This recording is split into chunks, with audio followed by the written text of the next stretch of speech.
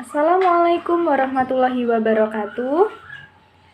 Sebelumnya, perkenalkan terlebih dahulu, nama saya Adinda Pristiawati Dewi, NPM 1701020110 dari Program Studi Akuntansi Universitas Muhammadiyah Magelang. Di sini saya akan menggunakan program ACL yang merupakan salah satu software audit umum yang bisa digunakan auditor untuk mengakses berbagai jenis data elektronik untuk melakukan sebuah analisis. ACL ini tidak dapat digunakan untuk memanipulasi data. Nah, untuk menggunakan program ACL sebelumnya teman-teman harus menginstal terlebih dahulu di komputer ataupun di laptop. Ini adalah program ACL. Nah, setelah kita membuka program ACL, kita harus membuat project terlebih dahulu. Caranya, file, kemudian new, kemudian project. Kita namai project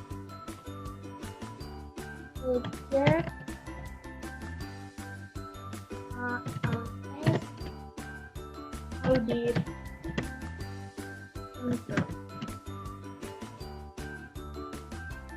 Kita simpan sesuai dengan keinginan kita.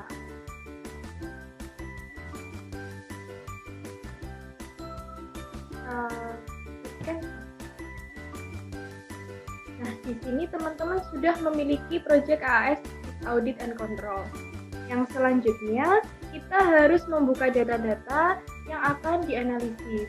Caranya yaitu file, kemudian new, kemudian tabel, kemudian next.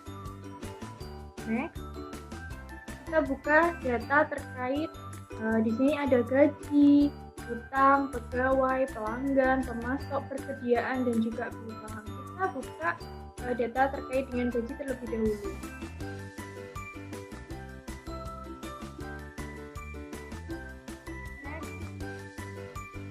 Namai folder gaji 2021.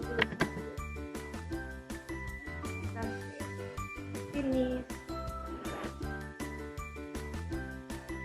Nah, di sini kita sudah membuka data terkait dengan gaji. Selanjutnya kita membuka data-data lain. Caranya sama, file, new,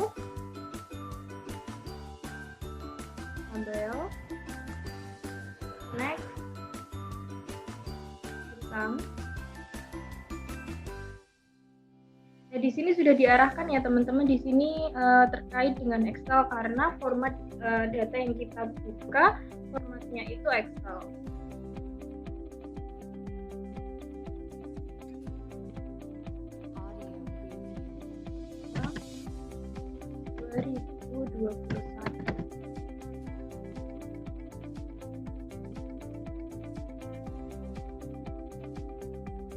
Kita buka semuanya. Caranya sama.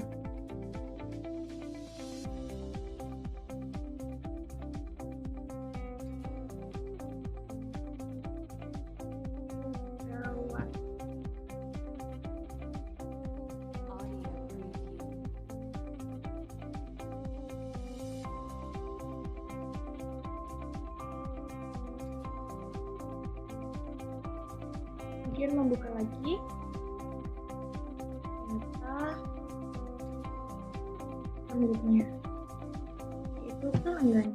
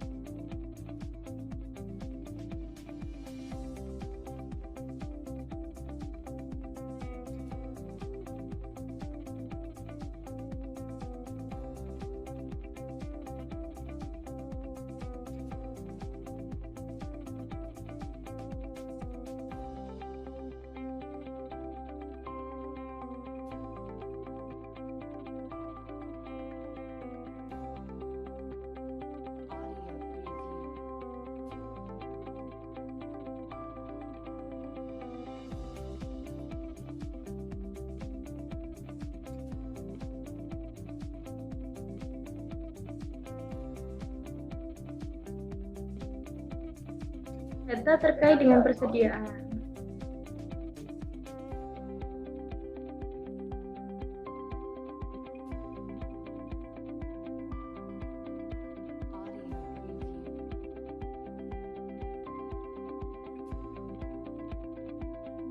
Nah, kita buka lagi data yang terakhir mengenai piutang.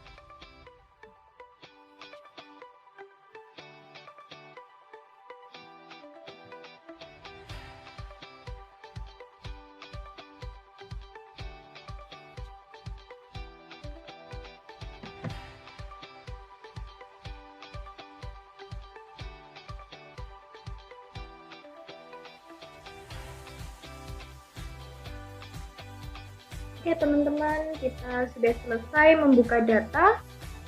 Yang selanjutnya akan kita analisis. Oke, setelah kita membuka data di ACL, kita mengerjakan soal AAS.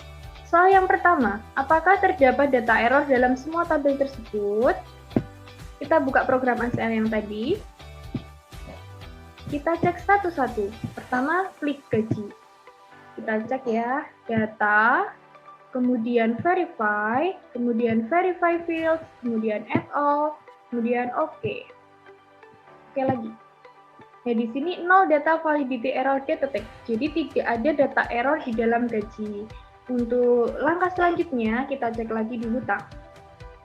Kita klik hutang, kemudian data, kemudian verify field, kemudian add all, kemudian oke.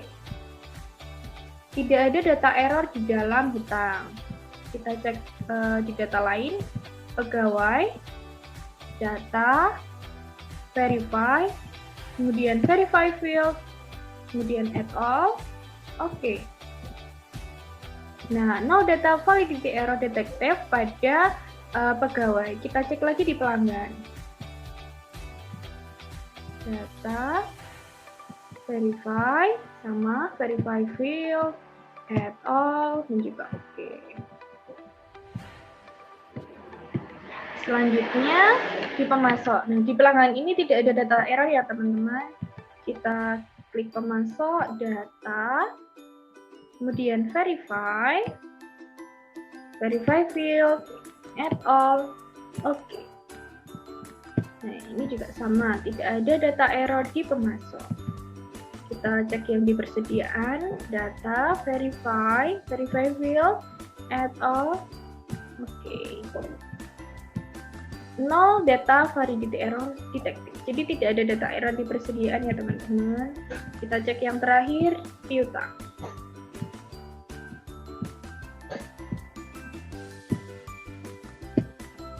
Oke, tidak ada data error di piutang. Jadi kesimpulannya tidak terdapat data error dalam data baik itu gaji, hutang, pegawai, pelanggan, pemasok, persediaan, dan juga piutang. Langkah selanjutnya kita kerjakan soal nomor 2. Informasi yang didapat dari bagian akuntansi adalah bahwa saldo utang dagang perusahaan nilai sekian terdapat 2 pembelian yang dibatalkan dengan nomor invoice 237541 dan juga 10650602 kepada vendor siapakah yang transaksinya dibatalkan tersebut. Nah, untuk mengerjakan nomor 2, kita harus melakukan join hutang dan juga pemasok. Kita buka ACL yang tadi.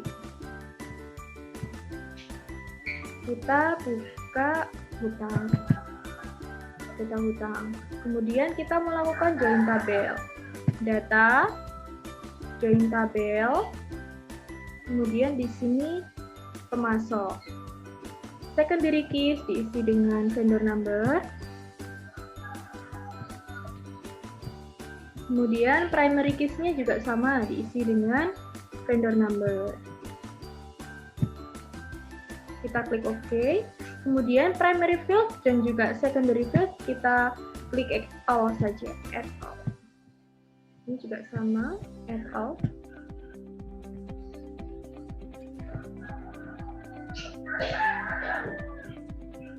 Resort secondary tabelnya dicentang. Kemudian to-nya diisi gabungan hutang dan pemasok.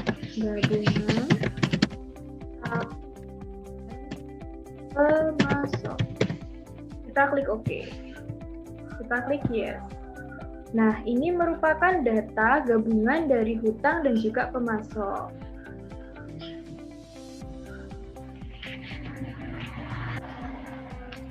Nah, untuk selanjutnya kita isi dengan rumus fx.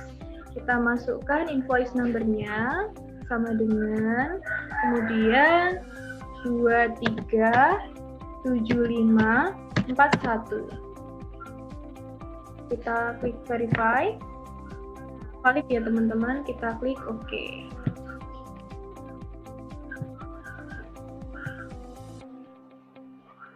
Nah, jadi invoice dengan nomor 237541 itu bernama Baton Road. Selanjutnya kita klik invoice number dengan nomor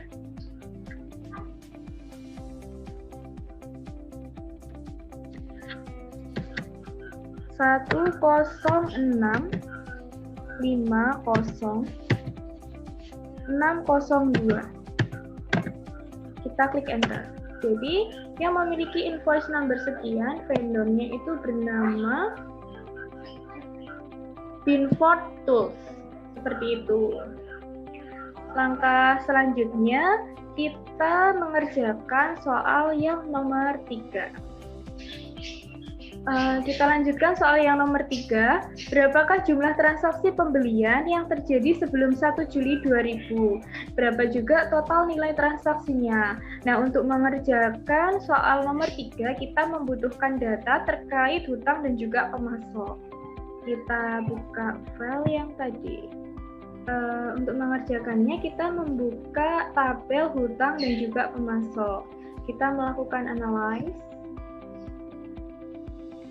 Kemudian total field, kemudian total field-nya diisi invoice amount.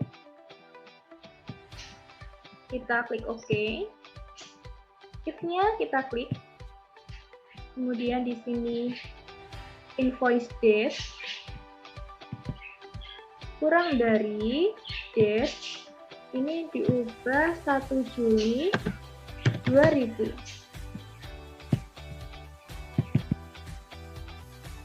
Pilih salah satu, kita klik OK. Kita verify terlebih dahulu, teman-teman, kemudian kita klik OK. Nah, di sini jumlah transaksi pembelian yang terjadi sebelum 1 Juli 2000 itu ada 31 transaksi. Adapun total transaksinya itu senilai 103,431. Seperti itu. Yang selanjutnya kita mengerjakan soal nomor 4. Hitunglah rata-rata harga beli produk, 5 nilai tertinggi harga beli produk, dan juga 5 nilai terendah harga beli produk. Untuk mengerjakan soal nomor 4, kita membutuhkan data terkait dengan hutang. Kita buka data hutang, kemudian kita klik analyze, kemudian statistical, kemudian statistik, kemudian kita pilih unit produk atau unit cost,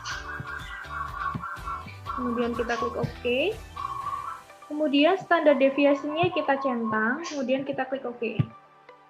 Oke, di sini dapat diketahui tentang rata-rata harga beli produk, nilai tertinggi harga beli produk, dan juga nilai terendah dari harga beli produk. Di sini rata-ratanya itu senilai $14,92. Nah, kemudian untuk 5 tertinggi harga beli produk itu ada 173,80, 155,80, 137,80, 47, ada 44,24.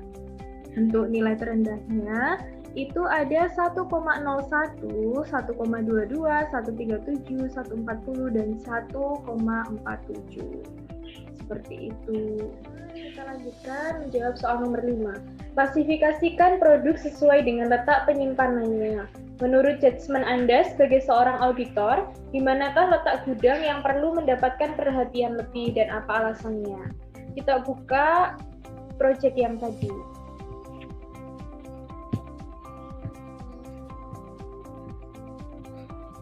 Kita membuka di tabel persediaan, kemudian kita klik analyze, kemudian menggunakan classify, kemudian ini location, kemudian subtotalnya ini diganti at all, kemudian klik OK. Nah, jadi di sini terlihat bahwa yang perlu mendapatkan perhatian lebih dari auditor adalah lokasi nomor 5 karena jumlah quantity on hand dan quantity ordernya itu berjumlah paling tinggi.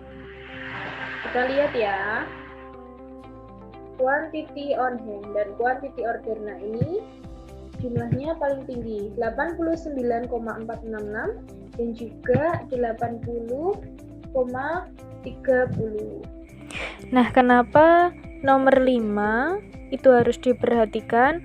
Nah, di situ jumlah quantity on hand dan quantity on ordernya itu berjumlah paling tinggi. Quantity on hand merupakan persediaan stok yang dimiliki oleh bisnis itu memiliki jumlah yang banyak, sedangkan quantity of ordernya di situ juga memiliki persediaan yang cukup tinggi. Dalam hal ini bisa menyebabkan kerusakan persediaan ataupun dapat menyebabkan terjadinya fraud.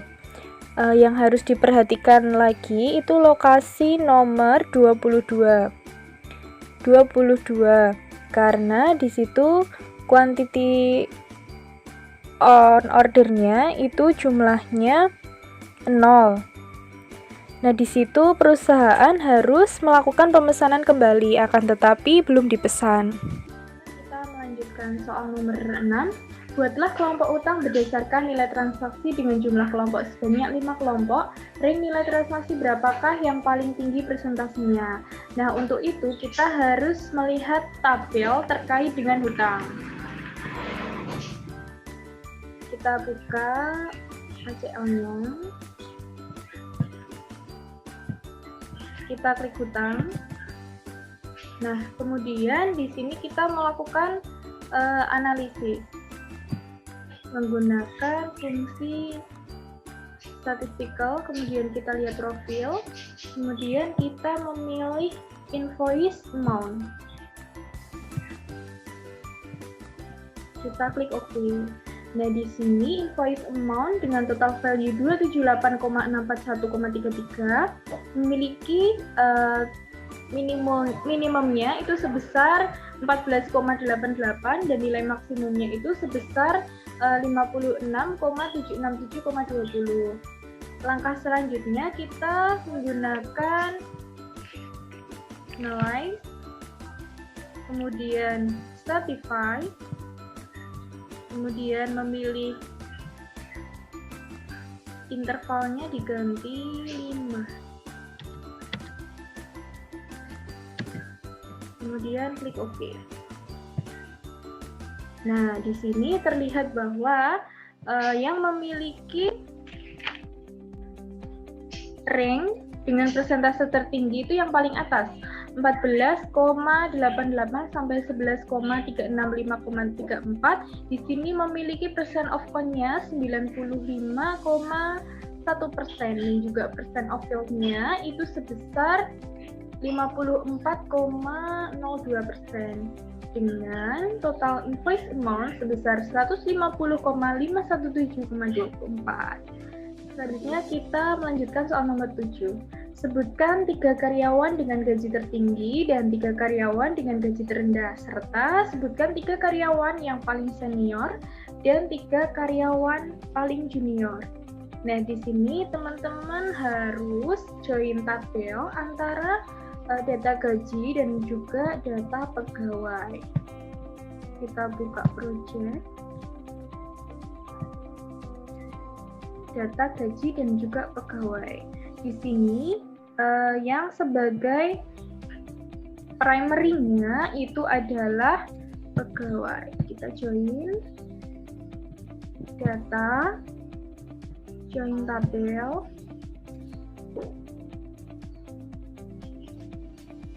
kemudian gaji,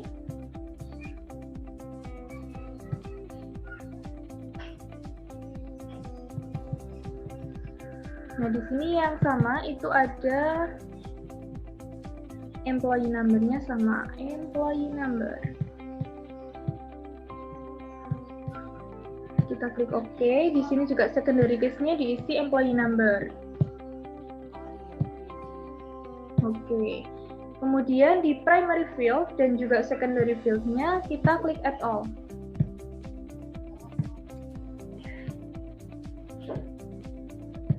Kemudian present secondary tabelnya jangan lupa dicentang, to-nya diisi. Gabungan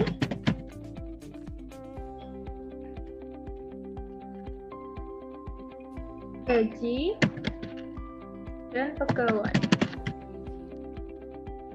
Kita klik OK. Nah, di sini ada tabel gabungan antara gaji dan juga pegawai. Langkah selanjutnya kita menganalisis agar tahu mana karyawan yang memiliki gaji tertinggi dan karyawan yang memiliki gaji terendah. Kita klik analis, kemudian menggunakan fungsi statistical, kemudian statistik, kemudian statistik on-nya itu diganti dengan gross pay. Dipilih gross pay, kemudian kita klik OK. Nah, standar deviasinya jangan lupa dicentang. Kemudian kita klik OK. Jadi karyawan yang memiliki gaji tertinggi, kita klik di sini. Nah, di sini dilihat digeser namanya. Ini namanya, nama awalannya itu Charman. Kemudian, nah dia memiliki gross pay sebesar sekian dan juga net pay sebesar sekian. Untuk langkah yang selanjutnya, kita cek lagi. Dia bernama Mullen, John Mullen dan juga Rick Bowen. Nah, yang selanjutnya itu bernama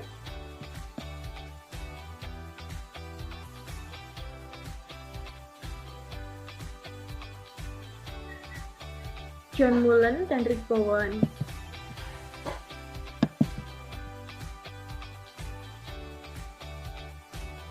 Kemudian untuk karyawan yang memiliki gaji terendah itu diklik. Di sini terlihat namanya.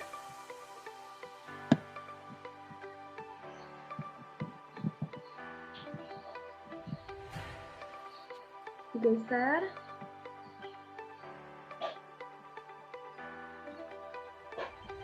Industrial Man The Max. Oke.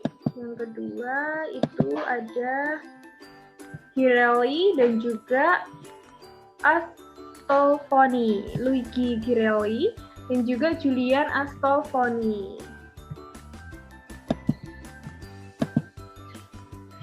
Oke, seperti itu. Selanjutnya kita mencari karyawan yang paling senior dan juga karyawan yang paling junior. Untuk mengetahuinya, kita membutuhkan data terkait dengan gaji dan juga pegawai lagi. Siap. Selanjutnya, kita klik Analyze, kemudian Statistical,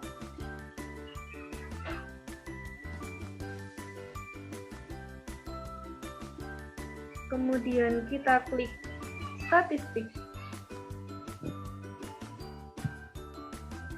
Kemudian kita pilih hide date.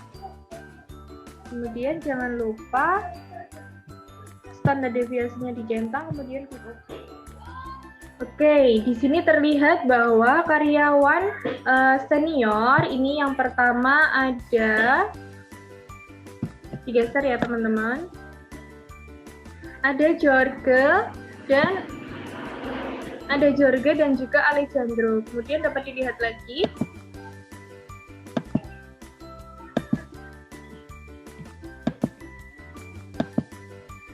ini ada Markus. Oke, sekarang karyawan junior. Di sini ada Richard Vanessa.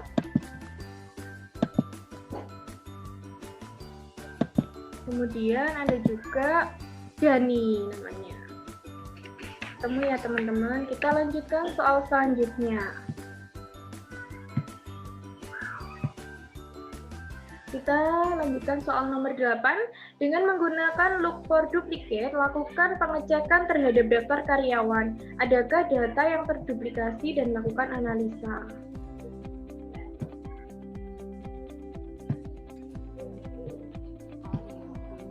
Kita lihat di data dan pegawai.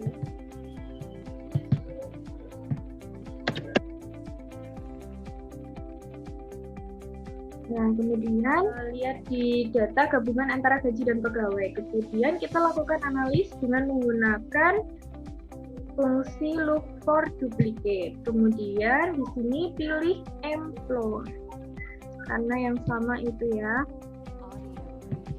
Ini dipilih, klik OK. Di sini juga sama. Kemudian klik OK. Kita klik OK. Nah, di sini terlihat bahwa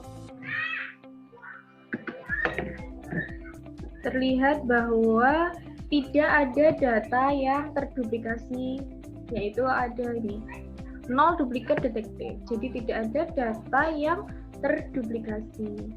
Oke teman-teman, kita lanjut nomor 9, yaitu lakukan join data piutang dan pelanggan. Analisa data piutang sebelum setelah digabung. Adakah yang berbeda? Oke, di sini kita melihat data terkait piutang dan pelanggan dan juga join piutang dan juga pelanggan. Kita buka ACL-nya lagi. Kita lihat data terkait dengan piutang. Nah, di piutang di sini jumlahnya itu ada, banyak sekali ya teman-teman, ada 772. Sedangkan data yang di pelanggan itu jumlahnya ada 64. Nah, sekarang kita lakukan join data antara piutang dan pelanggan dengan data yang utamanya yaitu pelanggan. Kita lakukan join data, join tabel, kemudian di sini diisi dengan piutang. Kemudian primary keys-nya itu harus sama dengan secondary keys.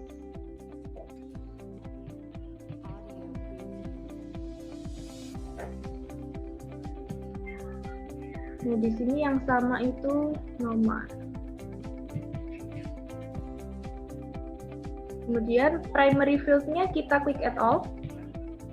Dan juga secondary field-nya kita juga klik add all.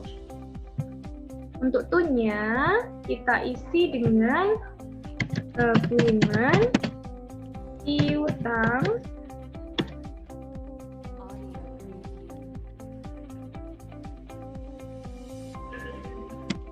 dan pelanggan.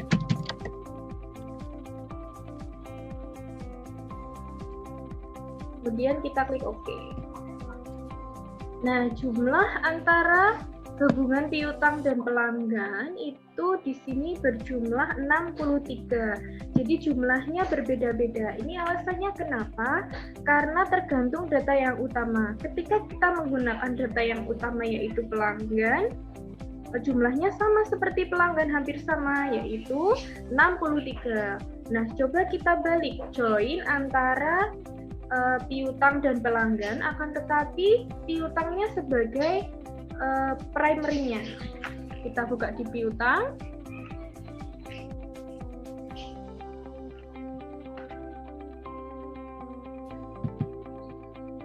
Kemudian kita melakukan join tabel. Di sini pelanggan.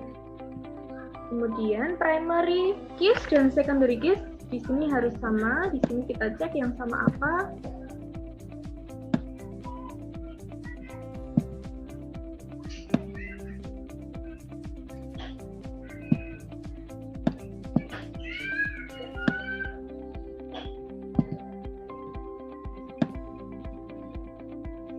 Yang sama number ya. Oke, kita pilih. Di sini juga sama number. Nah, untuk primary field-nya kita klik add all saja. Secondary-nya juga add all. Kita klik OK, to-nya gabungan pelanggan dan piutang. Jangan lupa dicentang. Kita klik OK. Nah, di sini jumlahnya itu sebesar, banyak banget ya teman-teman, ada 770. Karena kita menggunakan data sebagai data utamanya piutang yang tadinya itu 772. Kemudian saat di-join itu menjadi 770. Oke, teman-teman, kita lanjutkan mengerjakan soal nomor 10. Buatlah daftar nama pelanggan yang piutangnya jatuh tempo sebelum 1 Juni 2000. Kemudian melakukan ekspor data piutang yang jatuh tempo sebelum 1 Juni 2000.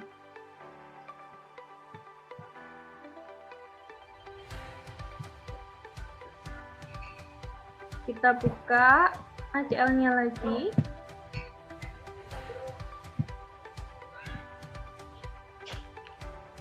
Kemudian kita membutuhkan data terkait dengan piutang dan pelanggan. Nah, di sini kita melakukan analyze, kemudian menggunakan fungsi fx. Kemudian do kurang dari get, di sini diganti 2000 ya teman-teman. Kemudian diisi 1 Juni. Nah, kita klik OK. Nah, di sini kita verify. Valid ya teman-teman, kita klik OK. Nah, ini adalah data terkait nama pelanggan yang piutangnya itu sebelum 1 Juni 2020. Ini namanya ada Connecticut Corp, ada Amster System, ada Stepping Electronic, ada Wilkin Market, ada Fair Industries, dan sebagainya. Selanjutnya kita melakukan ekspor data daftar piutang yang jatuh tempo ini. Kita bisa simpan di file yang kita inginkan. Klik data, kemudian export to the application, kemudian kita pilih view, kemudian export as,